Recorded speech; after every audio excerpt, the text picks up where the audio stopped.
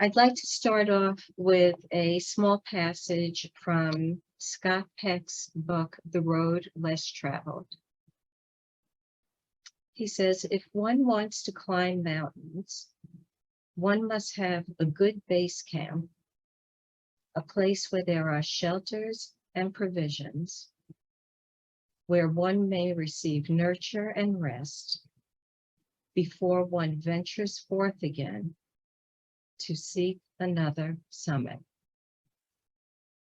Successful mountain climbers know that they must spend at least as much time, if not more, in tending to their base camp as they do in climbing mountains, for their survival is dependent upon their seeing to it that their base camp is sturdily constructed and well stocked.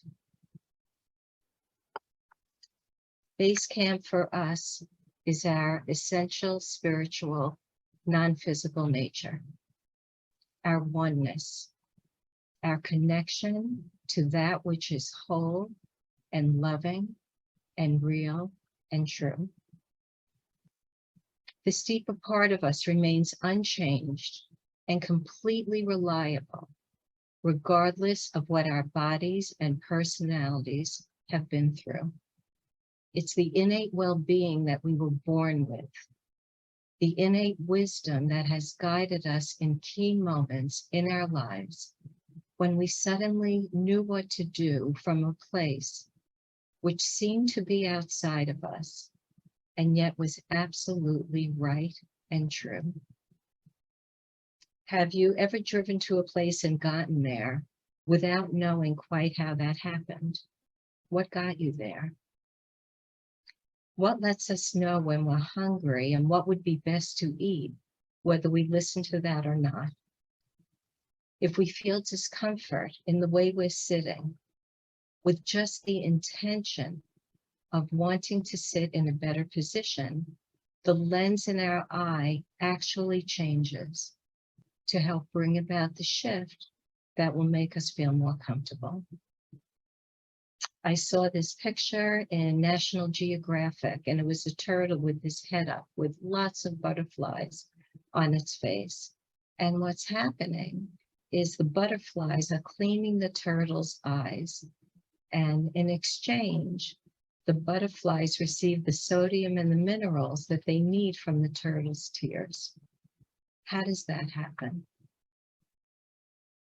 When you've been in a really difficult time or situation in your life, what got you through to the other side? We can, of course, go on forever with things like this. What makes these things happen?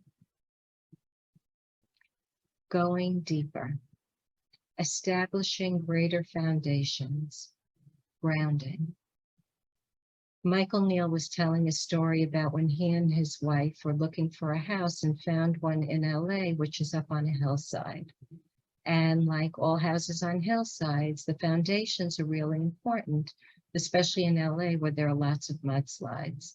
He said the house was beautiful, but the foundations weren't. They were rotten. And that bits of the house were held up by car jacks, which was found when the inspector went underneath the house. They didn't have to throw out the house. They just had to dig the foundations deeper and make them more solid. So solid that the house could grow because of the depth of the foundations. So going deeper within that metaphor is finding deeper, more solid foundations from which we can allow our lives to grow. When we can rest more often in the certainty of pure consciousness, of the simple awareness of awareness, the simple feeling of being, what Sid Banks described as a silent mind and a beautiful feeling, the more we're able to bring that solidity, to bring that certainty with us into the uncertainty of an ever-changing world. And instead of being afraid of our experiences, maybe at times we can become more curious or wonder how things will turn out. Instead of trying to make things look the way they looked yesterday, or the way we feel sure it'll turn out, maybe we can start to enjoy what's been described as the ever-changing kaleidoscope of possibility and forms that come our way. Michael was telling the story. He and his wife, Nina is British.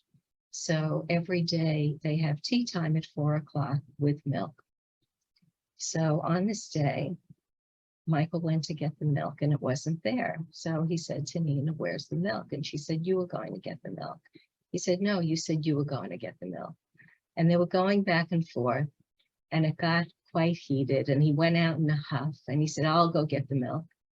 And he goes out and he drives. And when he gets to the store, he just had this thought of, I wonder what's going to happen when I get back to the house. And when he got back, Nina gave him a big hug and a big thank you, and they went on to enjoy the tea and the rest of their day. They were able to get back into their lives. So at any point, we can go higher. Just a little bit works. It doesn't take much. A way to think of it is we can touch this space, we can fill up, go for a drive, and go back to the filling station whenever it's needed. It never fails. We get unlimited second choices, second chances. So we're going to do an exercise. And I'd like to mention too, where do we find all these things, all these good things that are being mentioned? And it's always in presence. Presence is the deepest part of who we are.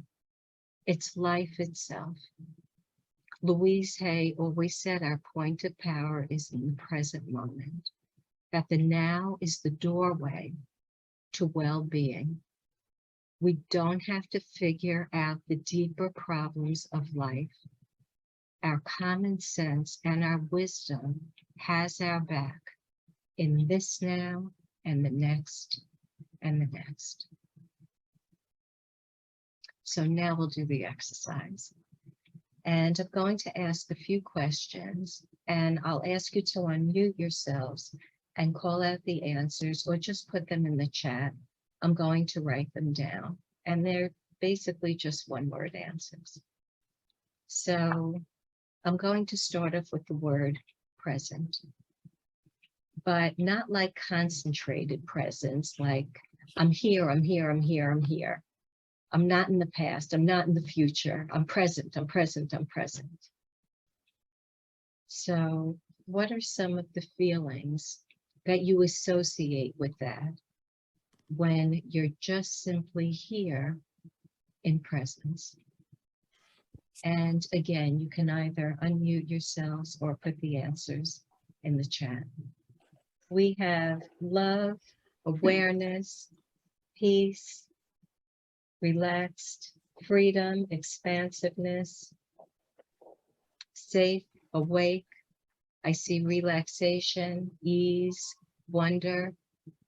Okay, beautiful. So when you're experiencing those kinds of things, how do you tend to treat other people? What are some of the words that you would use that would describe that?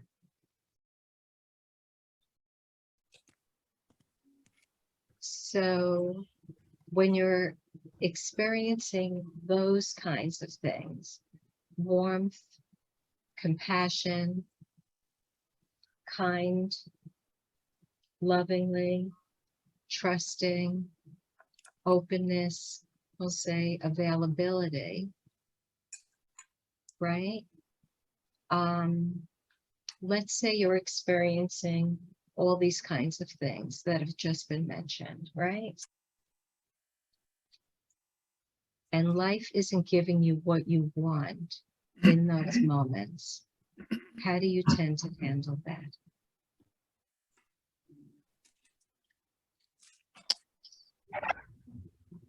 I think we have a mix of responses here, which is fine. Because some people seem to mention things when they're in that place of warmth and compassion and kindness and love and trusting. And I asked, how do you tend to handle life when you aren't getting what you want when you're in those places? Some people wrote or mentioned things like, again, warmth, compassion, transparency, vulnerability, authenticity. So basically, let's move to the other side and we'll get this. It'll all come together. When you're feeling preoccupied, you're not present. When you're feeling preoccupied, what are some of the feelings that you associate with that? When it's already like there's no vacancy. There isn't any room for all the things we were just talking about because we're thinking about all kinds of other things. Maybe what someone has said or done or hasn't said or hasn't done, or you're trying hard to figure out something. What are some of the feelings you associate when you're in that place? When you're preoccupied like that, when you're in your head like that, I'm sorry, now I'm getting a little bit confused. And when you feel those kinds of things, how do you tend to treat other people? And when you're preoccupied and things don't go the way that you want them to go, how do you tend to react to that? Thank you, everybody. So basically, when we're present, right? Love, awareness, peace, relaxation, freedom, expansiveness, safe, awake, how we treat other people, with warmth, compassion, kind, lovingly, trusting, right? We'll just shift to preoccupied. When we're preoccupied, when we're in our head, when all this stuff is going on, right? Tension, anxiety, abrupt attack, pretend, blame, angry, disappointed, self-pitying, avoid. So given the extent that we have choice, why would we ever consciously choose being preoccupied over being present? There are times when we could feel, let's say, self-righteous about something. You know, humans do that.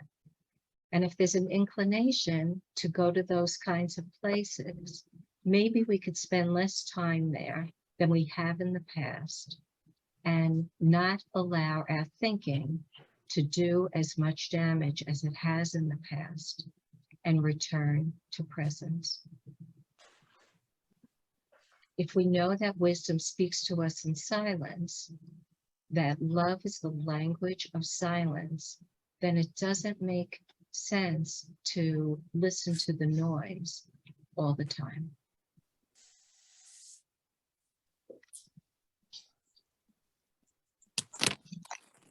With regard to upheaval of the times, I'd like to talk about trust, anger, peace, and recognizing how our individual thoughts and beliefs contribute to the whole.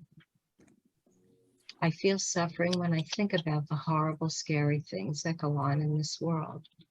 Feeling bad, anger will naturally show up initially.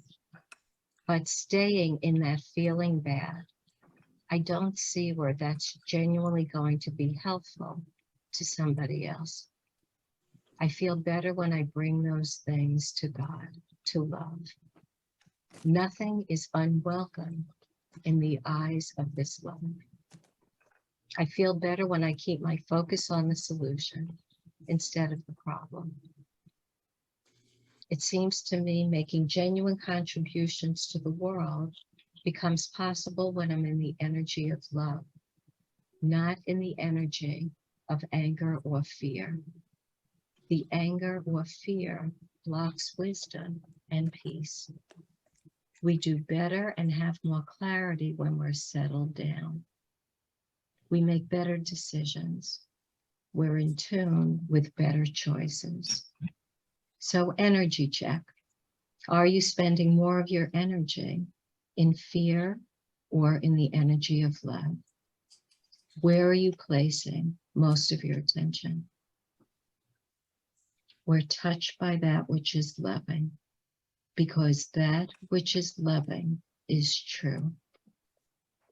I was on a Zoom recently with a man who was in prison for many years. He had done some bad things, and it took time, but it was after he found the willingness to see things differently, as the Course says, the willingness to notice that right where he was, he could find love and innocence and understanding through a shift in his thinking. That different and better kinds of jobs were offered to him while he was in prison. And he said that he's now always open to seeing something new in the moment. He found his freedom within himself, regardless of the situation that he was in. He now understands the help that is genuinely needed for people to heal once he found this innocence within himself.